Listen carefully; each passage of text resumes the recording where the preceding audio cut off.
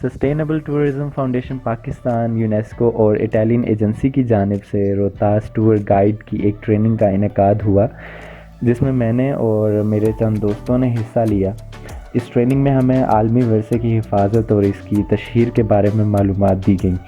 اور اس ٹریننگ کی وجہ سے ہمارے اندر ایک جذبہ پیدا ہوا کہ ہم اس علاقے کے مقامی باشندے ہونے کے ناطے اس قلعے کے لیے بہت کچھ کر سکتے ہیں،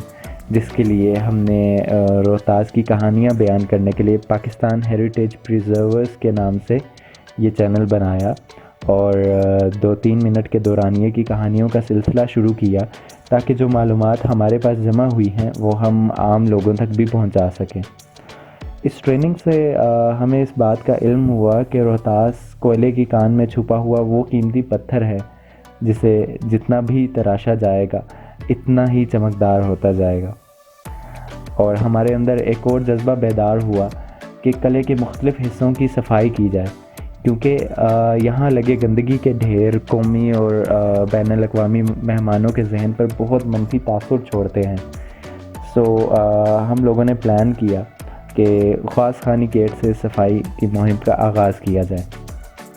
دوسری طرف میں نے اپنی کلاس کے اسٹوڈنٹ سے وعدہ کیا ہوا تھا کہ اگر وہ انگلش کا ٹیسٹ اچھے مارکس سے پاس کریں گے تو میں انہیں ایک شارٹ ٹرپ پر روہتاس لے کر جاؤں گا۔ اسی پلان میں تھوڑی سی تبدیلی کر کے اس کے مقصد میں صفائی کا اضافہ بھی کر دیا گیا، اور میرے یہ فرما بردار بچے صفائی کے حوالے سے اپنے اسکول میں بھی بہت مشہور ہیں۔ اس سے قبل ہم اسلام آباد کے ایک ٹرپ پر گئے تھے، جہاں دامنس کو کی سیر کرتے ہوئے ہم لوگوں نے اس طرح کا ایک چھوٹا سا کلین اپ ایکٹیویٹی کی۔ ہم لوگ اپنا کھانا وہاں ساتھ لے کر گئے، اور بچوں نے کھانا کھانے کے بعد نہ صرف اپنے کھانے کے ڈبے سمیٹے بلکہ وہاں پہلے سے موجود لوگوں کے پھیلائے ہوئے گند کو اپنے شاپروں میں ڈالا، اور دور تک اس جنگل کے ٹریک پر چلتے ہوئے ہم لوگ گند کو اٹھائے ہوئے واپس آئے، اور جہاں ہمیں ڈسٹ بن نظر آئی وہاں اس کوڑے کو ڈسپوز آف کیا۔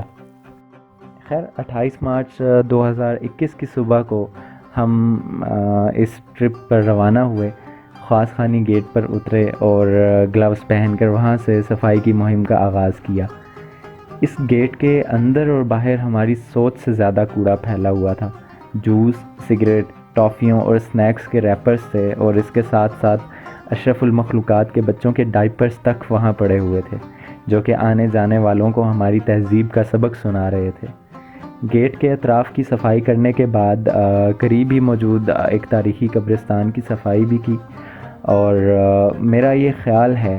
کہ ہم لوگ اپنے پیاروں کی قبروں کو سال میں 2-3 مرتبہ اگربتیوں کی دھونی تو دے آتے ہیں، مگر اگربتیوں کے ڈھیر، ڈبے، شاپر، ماچس کی ڈبیاں بھی انہی کے چڑھاوے چڑھا آتے ہیں، اور صرف اتنے سے احاطے سے اتنا گند اکٹھا ہوا کہ 3 عدد بڑے تھیلے منہ تک بھر آئے۔ اور اس کام سے فارغ ہو کر ہم نے کماندار خواص خان کی قبر پر فاتح خوانی کی، اور پھر وہاں سے ہم نے اپنے مطالعاتی دورے کا آغاز کیا۔